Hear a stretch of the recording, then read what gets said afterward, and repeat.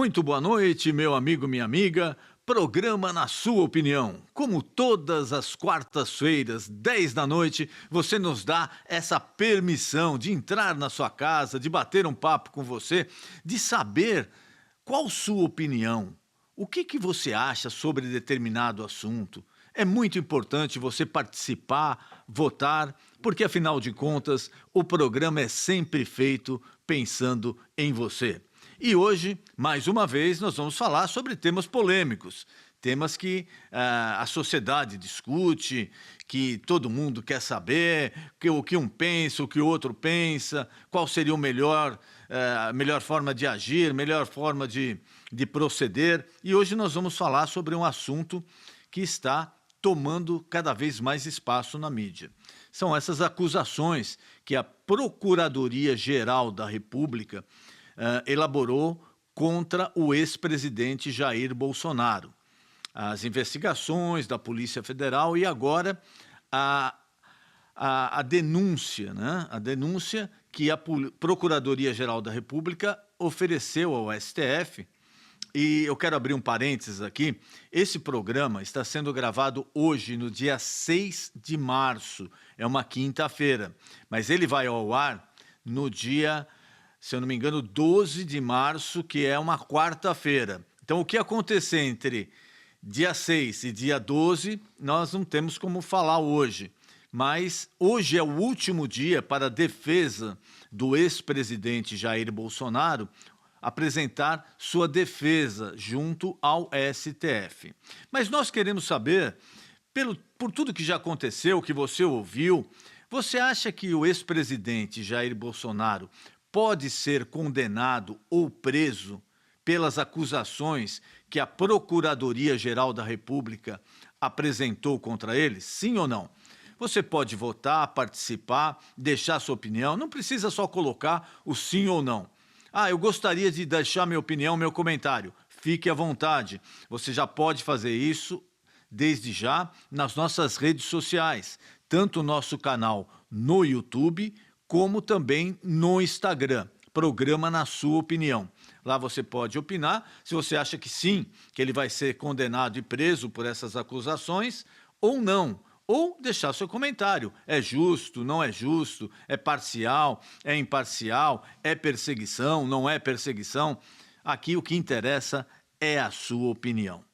Nós vamos pedir agora para rodar a matéria-tema e logo na sequência o currículo dos nossos convidados, como sempre, especialistas na área, que vão debater e trazer as opiniões deles e os comentários também para você tomar a sua decisão. Pode rodar, por favor. O ex-presidente Jair Bolsonaro enfrenta atualmente 3 investigações conduzidas pela Polícia Federal. Fraude em cartões de vacina, a apropriação indevida de joias provenientes da Arábia Saudita e tentativa de golpe de Estado em 2022. Essas acusações podem resultar em penas significativas, incluindo prisão e inelegibilidade política. A primeira investigação diz respeito à suposta fraude em cartões de vacina contra a Covid-19. A Polícia Federal apura se Bolsonaro e aliados inseriram dados falsos no sistema do Ministério da Saúde para emitir certificados de vacinação, permitindo viagens internacionais que exijam comprovação vacinal. As investigações indicam que registros falsos foram incluídos no Conect SUS e há indícios de que Bolsonaro tinha conhecimento da adulteração de seu status vacinal.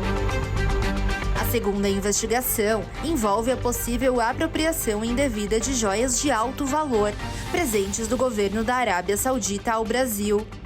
Em outubro de 2021, membros do governo teriam tentado trazer para o país de forma irregular um conjunto de joias avaliado em mais de 16 milhões de reais, destinado à então primeira-dama Michele Bolsonaro. As joias foram apreendidas pela Receita Federal no aeroporto de Guarulhos e houve pelo menos 4 tentativas de retirá-las sem a devida declaração. Além disso, investigações apontam que outras joias podem ter sido desviadas e vendidas ilegalmente no exterior por aliados de Bolsonaro. A terceira e mais grave acusação refere-se à tentativa de golpe de Estado em 2022. A Polícia Federal concluiu que Bolsonaro e outros 36 indivíduos, em sua maioria militares, participaram ativamente de uma trama para impedir a posse do presidente eleito, Luiz Inácio Lula da Silva. As investigações revelaram reuniões no Palácio da Alvorada, onde foram discutidas estratégias para anular o resultado eleitoral, incluindo a decretação de um estado de defesa que ampliaria os poderes dos militares além dos limites constitucionais. Mensagens de WhatsApp e depoimentos de militares indicaram que Bolsonaro estava ciente e envolvido nos planos, que incluíam até mesmo a possibilidade de assassinato do presidente eleito. Em resposta, Bolsonaro nega todas as acusações, afirmando que sempre atuou dentro dos limites constitucionais e que não cometeu irregularidades em relação às joias ou aos certificados de vacinação. No entanto, as investigações continuam e a Procuradoria-Geral da República avaliará os relatórios da Polícia Federal para decidir sobre o prosseguimento das denúncias. Se as acusações forem confirmadas, o ex-presidente poderá enfrentar penas que incluem prisão e inelegibilidade política.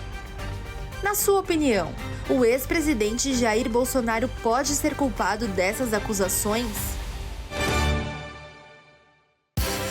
Fernando Augusto Borges de Sales é advogado, é mestre em Direito, professor universitário e autor de obras jurídicas. José Carlos Bernardi é presidente nacional do Partido Conservador. É jornalista com 40 anos de profissão. Passou por emissoras como Jovem Pan, Rede TV, TV Manchete e RBS, a Globo do Rio Grande do Sul.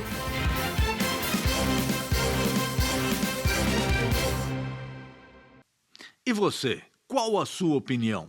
O ex-presidente Jair Bolsonaro pode ser condenado e até preso por essas acusações que a Procuradoria-Geral da República elaborou contra ele? Sim ou não? Você pode votar, pode também deixar seu comentário nas nossas redes sociais, tanto no nosso canal no YouTube como no Instagram. E lembrando, antes de passar para os nossos convidados, esclarecendo aos nossos telespectadores, esse programa está sendo gravado no dia 6 de março. É o último dia para o ex-presidente apresentar sua defesa. E ele será exibido no dia 12 de março. Ou seja, o que acontecer entre 6 e 12, infelizmente, a gente não tem como analisar. E já dando meu boa noite, agradecendo ao doutor Fernando. Muito obrigado por ter aceito o convite, doutor. Um prazer recebê-lo aqui. Doutor Denis, o prazer é todo meu, é uma honra estar participando do seu programa novamente. Estou muito grato pelo convite e por estar aqui falando com vocês. Muito obrigado. Meu amigo Bernardi, prazer em revê-lo novamente aqui. Obrigado por ter aceito o convite.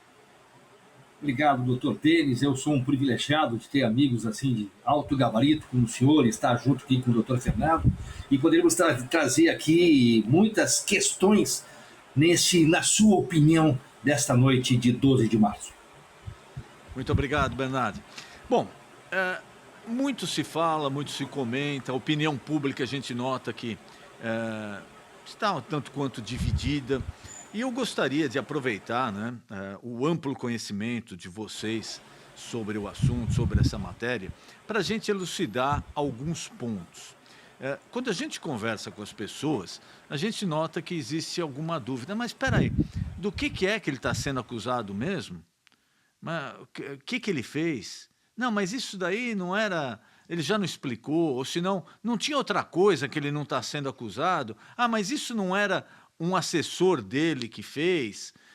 Isso não era ele, era um outro cara. Esse outro cara também foi. Quer dizer, existe uma certa confusão na opinião pública, principalmente nos leigos no assunto, né, que é a grande maioria, sobre o que aconteceu. Eu queria, inicialmente, doutor Fernando, o senhor explicasse isso. Quais são as acusações e qual o procedimento técnico para elas? Bom, a acusação mais grave que pesa aqui contra o ex-presidente é a tentativa de golpe de Estado e abolição violenta do Estado Democrático de Direito, né? Inclusive essa que conta aí com a denúncia da PGR, eles vão ser ouvidos, vão apresentar as defesas, depois vai correr a instrução processual, né, a produção de provas e, por fim, o julgamento. lá no Supremo Tribunal Federal, né? Eu acho que essa é a questão mais grave que pesa contra ele hoje, né? Eu tenho uma opinião, eu vou falar logo de cara aqui, que ele já está condenado e a sentença já está pronta, né?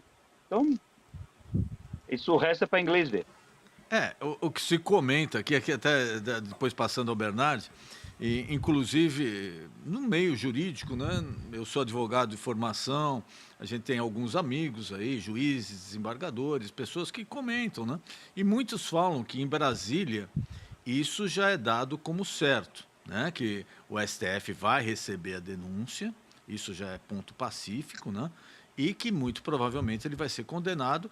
E a maioria das pessoas que eu conversei, não que concordem ou discordem com isso, mas acham que ele será condenado e será preso.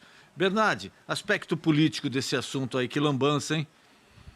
É uma lambança geral, Denis e doutor Fernando. Na verdade, aqui a gente tem um fenômeno, né? Talvez uma invencionice bem tupiniquim, né? Nós temos aqui um dispositivo legal chamado presunção de inocência. Ou seja, todo mundo é inocente até que se prove o contrário, né? E o ônus da prova é de quem acusa. E aqui no Brasil mudou tudo isso. Hoje o ônus da prova não é mais, e agora nós temos um outro instituto que é a presunção de culpa. Então parte-se sempre do princípio que é culpado, principalmente porque no Brasil hoje se julga processos pela capa do processo, né? Não interessa mais os elementos que ali estão colocados, interessa é quem está envolvido.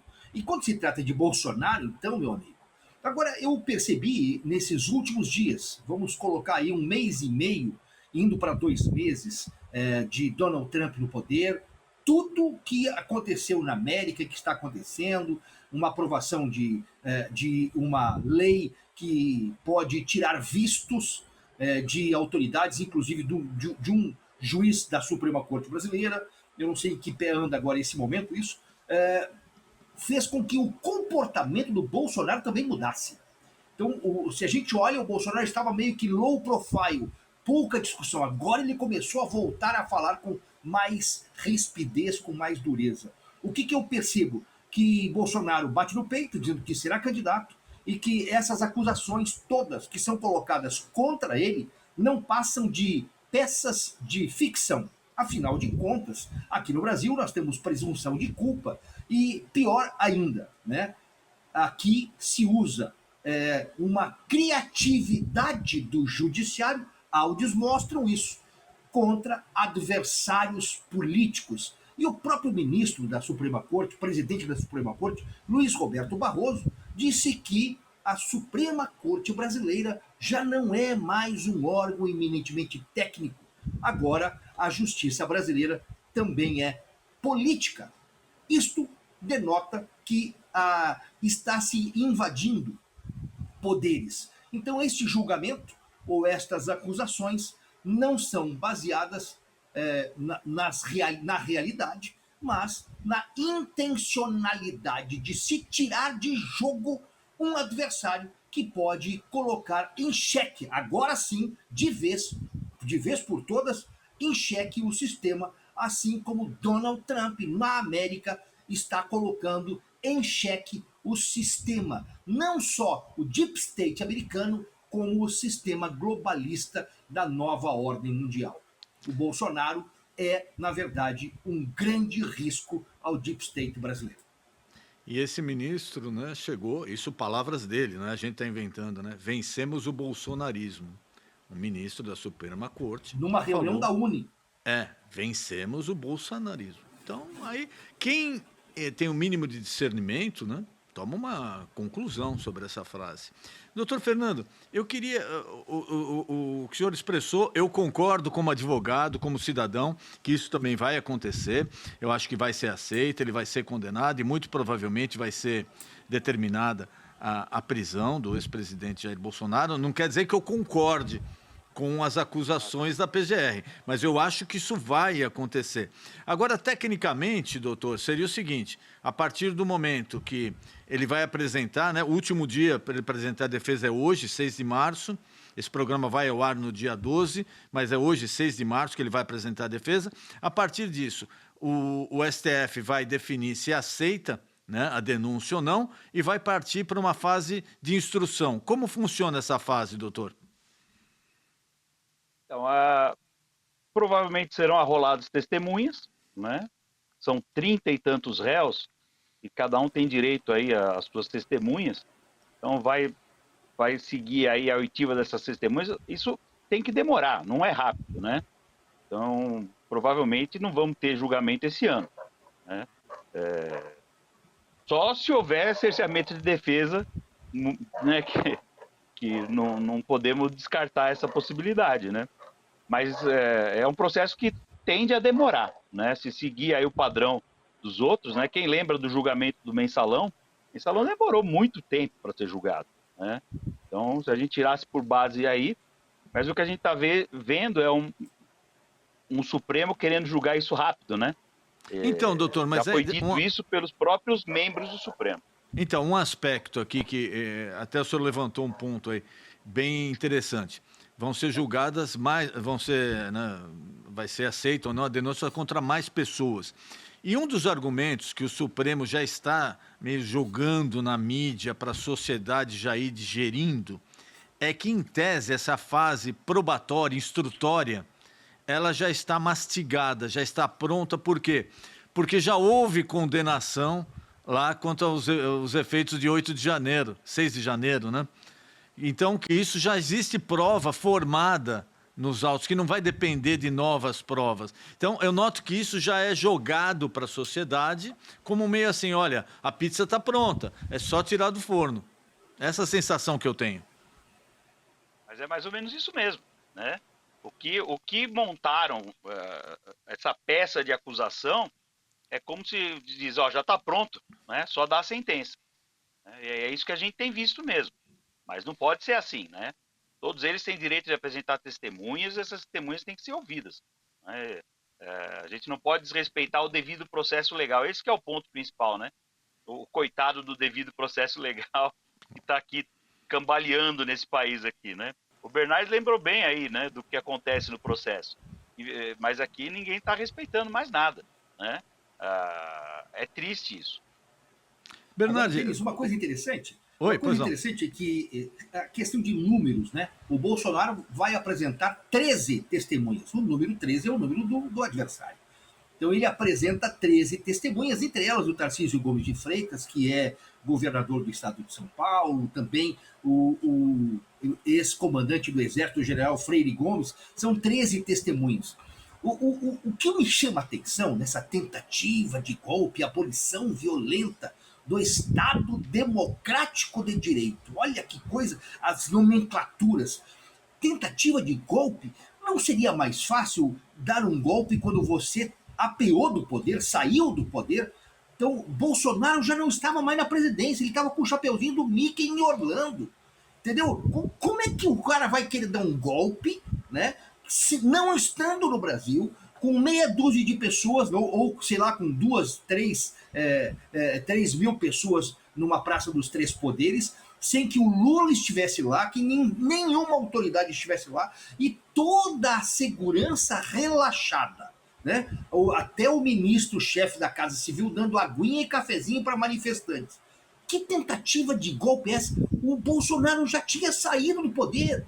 Se ele quisesse dar o golpe, ele daria o golpe entre as eleições e o final do mandato dele, não depois do mandato. Então é de uma insensatez. Só quem pensa isso aí realmente são eles que têm uma criatividade. Eu estou aqui usando as palavras, né, do Vieira, aquele juiz auxiliar do Alexandre de Moraes, né? Use a criatividade. E eles estão realmente extrapolando na criatividade as joias, que seria outro elemento, as joias recebidas da Arábia Saudita. Ora, alguém processou o Lula por ter ficado com 9 ou 12 containers de presentes que ele recebeu quando estava na presidência, inclusive com talheres de ouro que foram dados para a presidência da República em 1968 pela rainha Elizabeth da Inglaterra.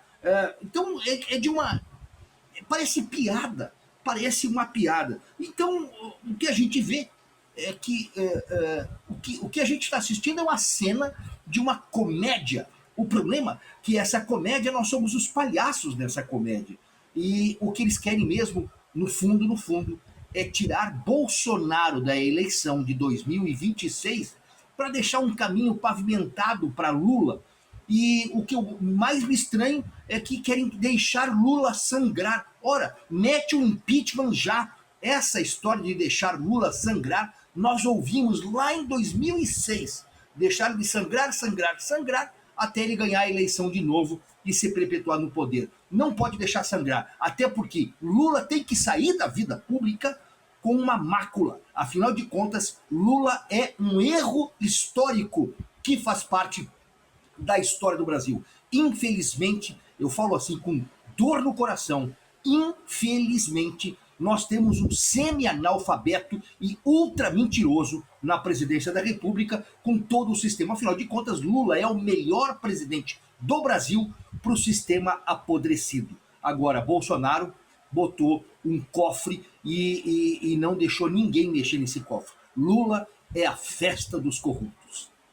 Doutor Fernando, uma parte técnica aqui, eles falam que não existe, no caso, a tentativa de golpe.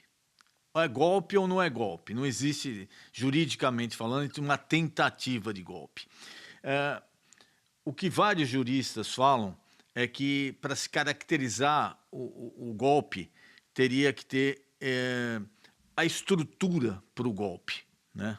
E aqui até uma foto que veiculou, não sei se no Brasil veiculou, mas aqui eu cheguei a ver várias vezes, no meio lá dos protestos, da invasão, que realmente tiveram vândalos que entraram lá e quebraram as coisas, não deveriam ter feito isso, mas tem um cara vendendo algodão doce.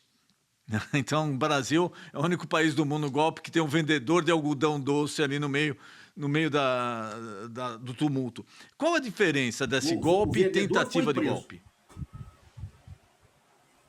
Então, alguns problemas, né? Realmente não existe crime de golpe de Estado. O crime é da tentativa de golpe. Porque se a pessoa deu o golpe e deu certo, ele está no poder, não vai ser julgado, né? Então, o crime é da tentativa.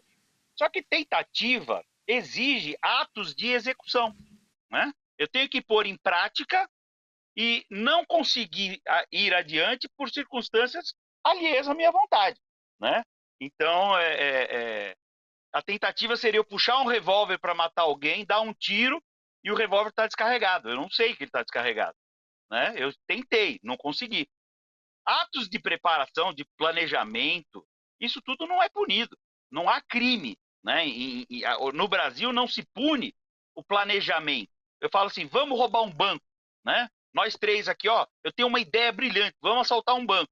Se a gente não levar isso adiante, vai ficar só no planejamento, isso não é crime, né? Então, o que a gente tem é uma boa de uma história, uma narrativa, né? Eu costumo dizer para os meus alunos assim, se você precisa de 10 folhas para mostrar que alguém é culpado, é porque essa pessoa provavelmente não é culpada. Imagina ter que fazer isso em 370 e tantas folhas, né? Então, é um monte de, assim, é um monte de nada aquela denúncia. Porque eu vou pegar até o gancho do que o Bernardo falou, para uma coisa que é sutil, mas veja, o PGR quis ligar o Bolsonaro ao dia 8 de janeiro, dizendo que o dia 8 de janeiro foi, né, a expressão máxima do golpe. Só que veja, em dezembro, o Lula eleito, o Bolsonaro era presidente, o Lula pediu para trocar o comando do militar, da alta cúpula do Exército, da Marinha e da Aeronáutica. O Lula indicou e o Bolsonaro trocou, né, atendendo o pedido do Lula. Quer dizer, eu vou dar um golpe de Estado... O que é de praxe. Então, mas veja, eu vou dar um golpe de Estado em janeiro e eu troco o comando do Exército para colocar o que você quer. Não tem sentido isso.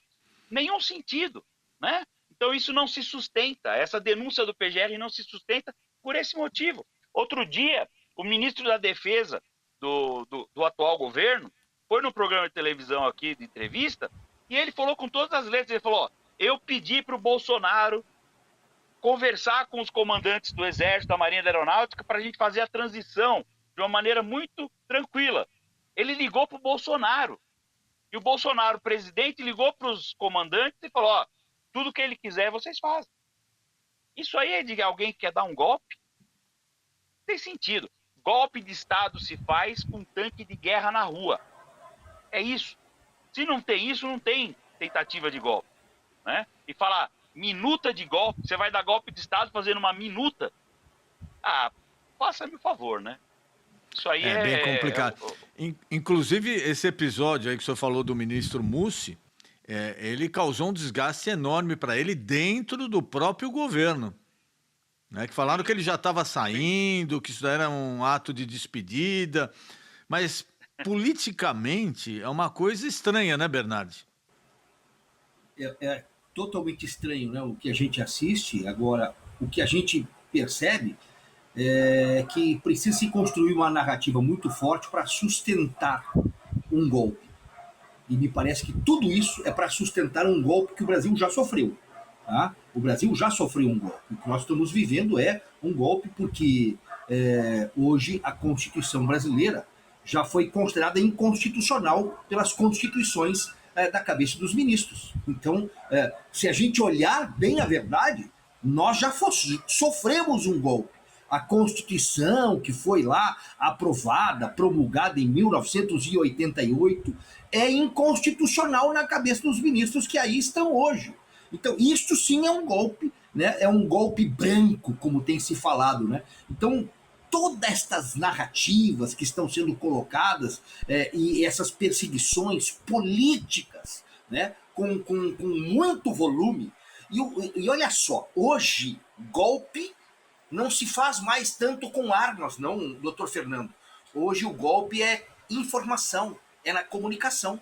E toda a mídia foi capturada, está dentro de um sistema. Então, quando você tem uma mídia construindo uma narrativa toda, então você tem todos...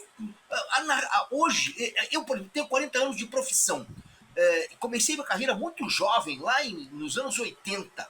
Nós ouvíamos os dois lados. O jornalista ele era preparado para dar a informação. Repórter reporta uma informação.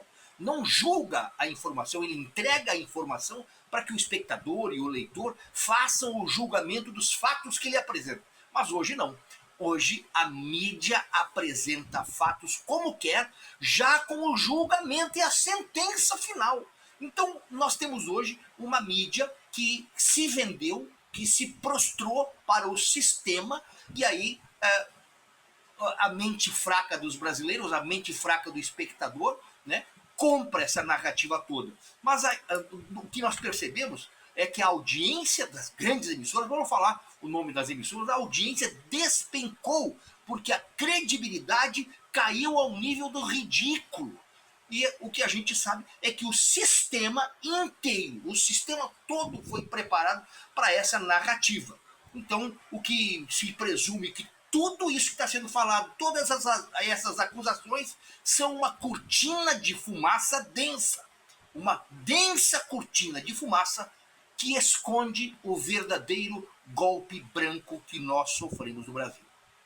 Eu queria pedir licença aos convidados. Nós vamos rodar agora o Povo Fala, saber o que o povo pensa sobre isso. Que se o ex-presidente vai ser condenado, preso ou não, se isso é justo, não é justo. Na sequência, voltamos com os nossos convidados. Pode rodar, por favor. Nós fomos às ruas de São Paulo para saber a opinião das pessoas sobre as acusações contra o ex-presidente Jair Bolsonaro. Na sua opinião, o ex-presidente Jair Bolsonaro pode ser culpado pelos crimes que ele vem sendo acusado? Uma coisa é acusar, outra coisa é ter prova. Eu não sou a favor do Bolsonaro, mas a lei é clara. Para poder se praticar um crime tem que ter provas. Então, acho que tem que deixar correr no Supremo para poder verificar se realmente as acusações dele têm fundamento ou não. Não, eu não acho que o Bolsonaro é culpado disso. Acho que o governo atual está querendo imputar coisas que não são verdadeiras, e Acho que o Lula está querendo rebater porque ele foi preso, enfim. Olha, houve todo um movimento pré-eleição de tratar com que ele não fosse reeleito. Então, todos fizeram uma série de coisas, uma série de medidas para evitar que ele pudesse ganhar espaço virtual, nas redes sociais. Fizeram tudo para atrasá-lo, atrasar a vida dele. Com isso, ele ficou com muito problema. Ele foi avisar, cometeu um grave erro de chamar os embaixadores para uma reunião para comunicar que estava havendo esse movimento todo contra a candidatura dele, que estava realmente havendo, mas ele deveria ter mantido isso internamente no Brasil, nunca chamar os embaixadores. Então foi um erro. Eu acho que tem alguns indícios que comprovam isso. Quanto às joias e golpe de Estado, me parece uma grande balela, porque não há nenhum indício direto da responsabilidade dele, nem com as joias, muito menos com o golpe de Estado. E você acha que ele pode ser preso? Não. Aqui a impunidade nesse país reina. Eu acredito que se continuar do jeito que está, acredito que ele provavelmente será. Mas acho que vai ser uma injustiça tamanha. Se for comprovado e tiver veracidade das acusações, sim, por que não? Ele é um cidadão comum como qualquer outro.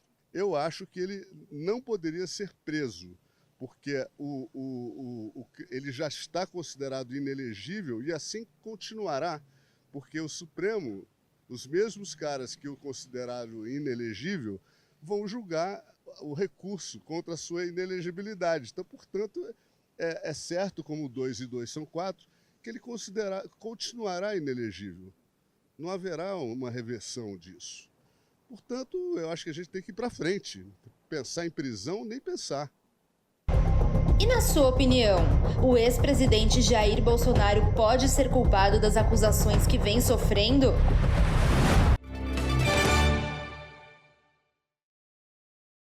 E você, qual a sua opinião? Você acha que o ex-presidente Bolsonaro será condenado e até preso em função dessas acusações que a Procuradoria-Geral da República fez contra ele no STF? Sim ou não? Se você preferir, você pode também opinar, deixar seu comentário nas nossas redes sociais, tanto no Instagram, como também no nosso canal no YouTube. Lembrando, se inscreva no nosso canal no YouTube. Você está vendo na tela agora, Programa Na Sua Opinião. Lá você tem acesso tanto ao programa inédito, como também a todos os programas já veiculados. Inscreva agora, não se esqueça, deixe sua opinião, seu comentário, seu like. É muito importante para nós a sua participação. Voltando agora com os nossos convidados. Todo mundo não, mas a grande maioria já dá como certa essa aceitação e condenação no STF. Agora, tem 2 pontos que parece que não está tão tranquilo assim. Primeiro, aquela história da suspeição do ministro Alexandre de Moraes, né, para poder julgar, presidir esse julgamento, e também os termos da delação, como foi realizado os termos da delação do tenente-coronel Mauro Cid. Doutor Fernando, qual desses pontos o senhor acha mais forte na defesa do ex-presidente Bolsonaro? Aí a gente tem vários. Primeira coisa que eu gostaria de falar aqui, ó, a gente tem o Código de Processo Penal, ele tem lá o chamado juiz das garantias, que é o juiz que preside o inquérito. Né? Então você tem no inquérito penal, você tem um juiz que comanda esse inquérito. No caso, é o Alexandre de Moraes. Né? E o Código Penal, no artigo 3º D, ele diz: o juiz do inquérito não pode atuar no processo. É um impedimento. O juiz que atuou no inquérito penal não pode julgar o processo, não pode atuar no processo penal. Então, o juiz Alexandre de Moraes, por conta disso, ele é impedido de julgar. Nem é caso de suspeição, né? Suspeição a gente pode dizer, ele é vítima e está julgando, ele não gosta do Bolsonaro e está julgando, tá bom. Mas ele tem um fator pior, ele é impedido pela lei de julgar. Isso aí ninguém está falando, né? Não vi ninguém comentar isso aí. Então é um ponto importante que, se eu fosse advogado do Bolsonaro, eu ia atacar, com certeza, né? Com relação à delação premiada, né, que a gente viu os vídeos. A lei de abuso de autoridade, ela diz lá, artigo 15, o juiz não pode ameaçar parte, depoente, testemunha, ninguém. E o que a gente viu naquele vídeo que foi publicado pelo próprio STF, a gente viu um juiz ameaçando o colaborador, né? Dizendo que, se ele não falasse, era a última oportunidade de ele falar a verdade, senão ia rescindir o acordo e aquilo ia virar contra a família dele, inclusive contra a filha, né, que ele colocou no meio. Isso aí é abuso de autoridade. Tem outro ponto. A lei da colaboração premiada, ela diz que o juiz não pode participar da colaboração, né? A colaboração é entre o MP, o Ministério Público, e o colaborador, né? Então, o juiz, ele não poderia estar ali naquela audiência dizendo, é a última oportunidade que você tem de dizer a verdade, porque ele não pode participar da colaboração premiada. E ele participou. Ou seja, aquela colaboração, ela é nula. Ela não pode ser aproveitada, né? Num processo normal, dentro do que acontece todo dia, aquela delação ou colaboração não podia ser aceita, né? Então, esse é outro ponto. Tenho certeza que o advogado dos réus vai bater nisso. Mas o problema é, quem vai julgar, né? Vai aceitar essas alegações? Isso tudo está escrito na lei. Não sou eu que estou inventando, né? Ou você segue a lei ou você não segue a lei. Existe o devido processo legal ainda, né? Então, assim, outra coisa, o STF seria o fórum adequado para julgar esse crime? Claro que não, né? Nenhum dos réus ali hoje tem foro privilegiado por prerrogativa de função. Não, tem né? muitos então, não juristas é no STF que tem que ser julgado. batendo nessa tecla. Muitos juristas famosos batendo nessa tecla. E um outro detalhe, doutor, eu também, como advogado, que eu fico indignado, né? Um velho advogado, afinal de contas, eu já tenho 40 anos de formado, né? Hoje a gente vê juiz dando opinião, pitaco no processo. Olha, se não acontecer isso, vai acontecer aquilo. Não, aí eu vou fazer... Ele, juiz, tem que julgar baseado nas provas que estão nos autos. Sim, sim, não, não. E acabou. Agora, como é que é essa história? Juiz dando entrevista sobre processo, dando em tom de ameaça, em tom de consideração. Que isso? Ele tem que manifestar nos autos. É para isso que ele é pago. Não é para ficar dando entrevista o que ele acha, o que ele pensa, se é favorável àquilo. A opinião política dele, o posicionamento político dele é um direito dele, mas não interessa a ninguém. E nem ele deve deixar isso influenciar um julgamento. Ele tem que decidir com a prova que tem nos autos. Eu nunca vi isso. O juiz, hoje em dia, dá ameaça e dá palpite. É uma coisa inaceitável. Não dá para aceitar isso. Agora, 2 semanas atrás, o ministro Luiz Roberto Barroso falou em plenário isso, deu uma declaração em plenário dizendo que o STF teve que fazer um monte de coisa para salvar o país de um golpe. Ou seja, ele já falou que teve golpe, então. Ele, né? Já é. Para que o julgamento? Opinião formado. Infelizmente, a gente hoje vê que em alguns casos isso está acontecendo e é lamentável, né? Porque nós, como advogados... É estarrecedor. Como juristas, como jornalistas, né? A gente sempre luta pela liberdade de expressão, pela democracia, por uma justiça imparcial, e tudo isso são alicerces do Estado democrático de direito. A partir do momento que esses alicerces começam a ser corroídos, é como uma casa, né? O que pode acontecer aí é inevitável. Eu queria só mencionar, alguns internautas aqui já mandaram as opiniões dele. O irmão Hugley, ele falou, é inadmissível acusações infundadas, perseguição do STF ao Bolsonaro. Aí Jane Bento fala, infelizmente, num país onde certo é andar pelo errado, Jair Bolsonaro será sacrificado. Só um milagre para mudar isso. A Dani Munhoz fala, culpado, mas o STF vai fazer... o que é o objetivo, né? O objetivo do STF, mesmo Bolsonaro sendo inocente. E você também pode mandar o seu palpite, sua opinião, seu comentário através das nossas redes sociais, tanto no canal do YouTube como também no Instagram. Bernardo, o que você acha dessa parte política? E você acha que existe ainda algum receio do STF perante a opinião pública? Eu já falo de opinião pública, né? Porque parece que do resto nada mais está funcionando, em algum abuso ali, em alguma coisa que possa ser interpretada como indevida pela opinião pública, ou hoje não existe esse receio? Vai se continuar fazendo como está fazendo e bola que segue? Denis, hoje nós vivemos um instituto novo chamado pós-verdade, né? Que é aquilo que está acima da verdade, né? Então que se distorce todas as realidades. Então o STF, ou quem quer que seja, não está nem aí, o poder não está nem aí com a opinião pública. O que interessa é o que está sendo publicado. Até tinha um deputado que falava, não me interessa o que é a opinião pública, me interessa a opinião publicada. E o que está sendo publicado é que a Globo defende, é que o sistema todo defende. Então a opinião publicada tem força, muito mais do que a opinião pública.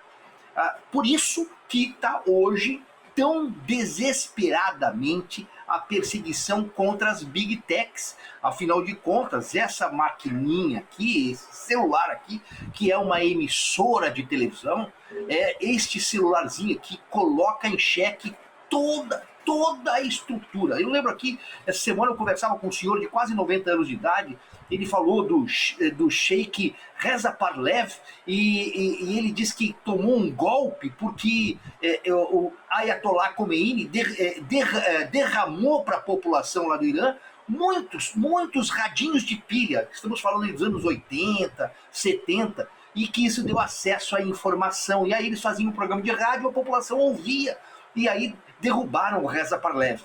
Hoje, nós não precisamos de radinho de pilha. Hoje, se você tem opinião e coloca publicado aqui, tu coloca em xeque todo um sistema. Então hoje o sistema que está aí operante, reinante, está desesperado. Por isso que querem tanto regular as mídias, mas calma, Donald Trump está hoje colocando num xeque violento todo o sistema. E o que a gente percebe que isso fez com que o Bolsonaro, nos últimos dias, subisse o tom e se mostrando até mais destemido. Ele sempre foi destemido, agora ele tem se mostrado até mais destemido. Não tem medo do que possa vir a acontecer, o que eu acho mesmo que é bastante saudável para a democracia. Mas o pior de tudo isso, Denis, eu estou aqui diante de dois advogados, né, é que quando a justiça falha, principalmente na sua última corte, na corte superior, a quem nós vamos recorrer? Nós não temos a quem recorrer, porque estão sendo julgados na instância máxima do país. Por isso que eu trago para esta realidade uma teoria da física, que diz a entropia. A entropia é um sistema isolado que está em confusão, em caos. Ele só volta a se organizar quando há uma interferência externa. E a gente está vendo que começou uma interferência externa e que está botando medo no sistema. Talvez Donald Trump não venha num cavalo branco para salvar o Brasil, mas poderá dar um coice de um cavalo branco num sistema pútrido que nós estamos vivendo. Inclusive você abordava aí sobre esse assunto aqui da legislação, né, que impediria ou caçaria o visto, né, de autoridades que atuassem contra a liberdade de expressão. Passou na primeira comissão, tem uma grande chance de ser aprovada na Câmara, porque hoje o Partido Republicano tem maioria tanto na Câmara quanto no Senado, então muito provavelmente essa lei vai passar. Os democratas querem incluir mais alguma coisa, também coisas contra o Putin, a Rússia, etc., mas vai acabar sendo aprovado. E na prática, é o que falam, a lei americana não tem resultado no Brasil e vice-versa, mas já é um sinal de alerta, né? Porque o ministro Alexandre de Moraes, ele criou uma indisposição, tanto com o governo americano, um órgão do governo americano, também quanto uma grande empresa de Elon Musk. né? Uma rede social enorme. E aqui a liberdade de expressão é muito respeitada. Muito respeitada. E ela é maior, ela é mais ampla que a do Brasil. Tem gente que defende, tem gente que ataca, acha que não deveria ser tão ampla, mas o fato é que aqui até você pode falar favoravelmente ao partido nazista, a Ku Klux Klan, coisa que é proibida no Brasil. Tem gente que acha certo, tem gente que acha que está errado. Mas a liberdade é mais ampla aqui. Então, nada que venha restringir essa liberdade de expressão não é aceita aqui. E a gente precisa deixar claro, né? Não é uma briga diplomática com o Brasil. É uma briga entre um órgão de liberdade de expressão que vigia e uma atitude de um ministro da Suprema Corte brasileira. São coisas bem diferentes, né, doutor? Completamente, né? Completamente. Infelizmente, o governo brasileiro tentou levar para esse outro lado, né? Mas não conseguiu nada. Eu acho que tem um fato que vai ser importante nesse ponto todo aí, que a gente precisa lembrar, é Felipe Martins. Esse é o nome que a gente precisa lembrar, porque isso vai dar muito rolo aí quando as informações vierem dos Estados Unidos, tá? Porque inseriram o nome dele lá na entrada nos Estados Unidos, com um passaporte que já não existia mais, e fizeram o nome errado dele ainda, né? Alguém fez isso a mando de alguém. Então, quando o governo norte-americano descobrir quem fez e divulgar essas informações, muita coisa vai acontecer. Eu acho que esse é um ponto que a gente precisa estar atento, né? A história do Felipe Martins ainda vai render muito pano para manga, né? Outra coisa, o Supremo tem inventado, e assim, eu olho isso assustado como advogado, como professor que eu sou, porque o Supremo tem inventado questões conforme ele quer, né? E eu vou lembrar, o Daniel Silveira foi preso por um flagrante perpétuo. Invenção do Supremo Tribunal Federal, né? Essa nova, hein? Para condenar no 8 de janeiro esse monte de gente, eles inventaram o crime multitudinário, né? O crime de multidão, né? Então, assim, é terrível isso. É uma coisa que a gente fica assustado, porque isso contamina todo o poder judiciário. Vem lá de cima. Então, todos os juízes criminais começam a aplicar essas coisas.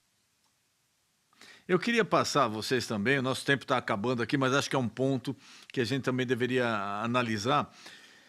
A anistia, a tão divulgada aí, não, vai sair anistia para todo mundo, vai ser aprovada. Queria, começando pelo Bernardo, você acha que sai? Se sair, você é contra, a favor? Qual a possibilidade disso acontecer? Vamos lá, o Brasil conhece bem a anistia, nós já vivemos a anistia em 1979, foi dada a anistia para os presos políticos, para os perseguidos políticos do regime militar. E quem eram esses perseguidos políticos? Eram verdadeiramente terroristas. Sim, estes eram terroristas. Era daquele grupo Val Palmares, os grupos revolucionários, por exemplo, que no dia 28 de junho de 1968, com 20 quilos de dinamite, Dilma Rousseff e a sua turma assassinaram um sargento do Exército ali na frente da Assembleia Legislativa de São Paulo, que até dá o nome para aquela avenida, Mário Cosio Filho. Era um grupo terrorista e eles foram anistiados. Hoje eles ainda recebem dinheiro, sabe? Verbas por serem anistiados. Então, agora é que eles vêm cantar, inclusive no carnaval, dizer sem anistia. Mas olha, eles, quando eram terroristas, assaltantes de bancos e sequestradores de embaixadores, eles queriam anistia. Agora, quando a gente estava lá orando na frente do quartel, rezando e cantando o hino nacional, e que teve lá um grupo baderneiro que acredito que veio do lado de lá, este não tem anistia. Então se percebe que são os pesos e medidas. Eu acho que tem que ter anistia. Nos mesmos termos, com as mesmas frases. Anistia ampla, geral e irrestrita. Se não houver, o próximo presidente, que eu acredito que possa vir a ser novamente Jair Messias Bolsonaro, deve fazer assim como Donald Trump. O seu primeiro ato, Donald Trump anistiou todos de 6 de janeiro. O nosso próximo presidente deve, no primeiro ato, em 1º ou 6 de janeiro de 2027, anistiar todos esses perseguidos políticos. E eu ainda postulo outras coisas, mas eu prefiro ficar calado nesse momento em que as coisas ainda não estão bem decididas no Brasil. Mas você acha que passa a anistia ou não? Passa. Eu acho que já existe número, viu, doutor Renes? Já existe número na Câmara e no Senado para passar. São 42 senadores, então eu acredito que deva passar. O problema é que o presidente da Câmara e o presidente do Senado precisam pautar. Isto é uma barreira impeditiva. Se não pautarem, isto não irá para frente. Professor, o senhor acha que a anistia passa, não passa? E quais os efeitos dela? Por exemplo, com esse processo em andamento, vamos supor que o STF aceite a denúncia, que abra a instrução probatória, que chegue perto de prolatar uma sentença, ou prolatou a sentença, vindo a anistia, qual o efeito jurídico e prático dela? Bom, ela deveria alcançar a todos, né? Inclusive aqueles que já foram julgados eventualmente. O problema que eu vejo é o seguinte: a anistia, ela pode até passar no Congresso Nacional, mas alguém vai levantar, algum partido, a gente sabe qual, vai levantar no Supremo Tribunal Federal a inconstitucionalidade da anistia. E o Supremo vai decidir como? Né? Pela inconstitucionalidade. Eu lembro que o presidente, enquanto presidente, o Bolsonaro concedeu a graça, o indulto ao Daniel Silveira. E o Supremo não aceitou, falou que era inconstitucional. Mesmo tendo, na época do presidente Temer, o mesmo ministro que declarou inconstitucional, na época do presidente Temer, ele decidiu que o perdão era um ato pessoal do presidente e não podia ser revisto pelo Supremo Tribunal Federal. Então, assim, né? É aquela história dos pesos. Se passar a anistia agora, o Supremo vai declarar ela inconstitucional. Não tem dúvida. E não tem o que fazer. Vai fazer o quê? Vai para onde? Contra quem? Vai na OEA? Né? Não tem o que fazer. Infelizmente. É uma situação que Rui Barbosa já falava, né? Que a pior irregularidade, vamos assim, que pode acontecer nos poderes é no judiciário, porque a gente não tem a quem recorrer, né? Infelizmente. É a pior das ditaduras. Exato. Eu queria muito agradecer a vocês, ainda teríamos muitos assuntos aqui para debater, mas eu gostaria de mais para frente já deixar agendado com o professor, com o Bernardi também. Vamos ter desdobramentos aí em breve, né, sobre o STF, esse processo, a gente voltar a esse tema. E eu queria colocar vocês, começando pelo Bernardi, depois pelo professor, as considerações finais, alguma coisa que eu não perguntei, algum recado que vocês queiram passar ao nosso telespectador, pode ficar à vontade, Bernardi. Vamos lá. Olha, eu quero agradecer imensamente, Denis e Fernando, por me dar esse privilégio de estar com vocês aqui e convidar todos que estão nos assistindo a conhecer o Partido Conservador, que está em formação. Nós estamos na reta final da formação do partido, precisamos de cerca de 550 mil assinaturas de apoio. Não é filiação, porque o partido está buscando registro, é só apoiamento. Então, se você é eleitor brasileiro, entra no nosso site conservador.org.br e pegue ali a ficha de apoio, assine, mande pra gente e faça parte dessa família. Afinal de contas, nós não temos nenhum partido de direita no Brasil. E este seria e vai ser o primeiro partido que nasce no Brasil de direita, porque a esquerda tem 14 partidos. A direita não tem nenhum. Todos os outros são de centro, os outros 15, dos 29 partidos. Então, faça parte dessa família conservadora que está nascendo o Partido Conservador, o primeiro e único partido de direita no Brasil hoje. Bernardi, muito obrigado, foi um prazer revê-lo aqui, espero poder contar com você em outra oportunidade. Professor, muito obrigado por ter aceito o convite, as suas considerações finais, por favor. Doutor Denis, é um prazer estar aqui. Então, você pode me convidar sempre que eu venho, adoro, né? E quero agradecer o convite, agradecer o Bernardi também por ter participado, né, com ele aqui, foi um prazer também. E quero dizer só uma coisa, o Estado Democrático de Direito, ele se faz com o devido processo legal. Quando não tem devido processo legal, a gente deixa de ter Estado democrático de direito. Infelizmente, no Brasil, nós estamos vendo coisas acontecerem no judiciário desrespeitando o devido processo legal. Ou seja, não temos um Estado democrático de direito, o que temos é uma ditadura. E isso é muito triste, né? Agora o Brasil ganhou um Oscar aí nos Estados Unidos de melhor filme estrangeiro por conta conta a história de um senhor que foi desaparecido, né? Foi preso injustamente, aquela história toda. E é o que a gente está vendo repetir aqui. Quantas pessoas estão sendo presas injustamente sem o devido processo legal, né? Nós tivemos o caso, inclusive, de uma pessoa que morreu na cadeia sem ser levado a julgamento, né? Ele foi preso lá no 8 de janeiro, não teve julgamento, continuou preso, tinha problema de saúde. O advogado pediu para ele sair, a PGR falou sim, pode sair, e o juiz não fez nada e ele morreu na mão do Estado. Isso é muito grave, muito grave. Obrigado, doutor Denis, obrigado, Bernardo. Muito obrigado, professor, prazer recebê-lo aqui. E eu queria agradecer muito a você, meu amigo, minha amiga, que acompanha a nossa programação. Toda quarta-feira, às 10 da noite, programa Na Sua Opinião. E lembrá-lo mais uma vez, se inscreva no nosso canal no YouTube. Lá você tem acesso ao programa inédito e também a todos os programas já veiculados. Muito obrigado pelo seu carinho, pela sua participação, pela sua atenção, pela sua audiência. E querendo Deus, na próxima quarta-feira, 10 da noite, estaremos aqui novamente com mais um programa Na Sua Opinião. Boa noite.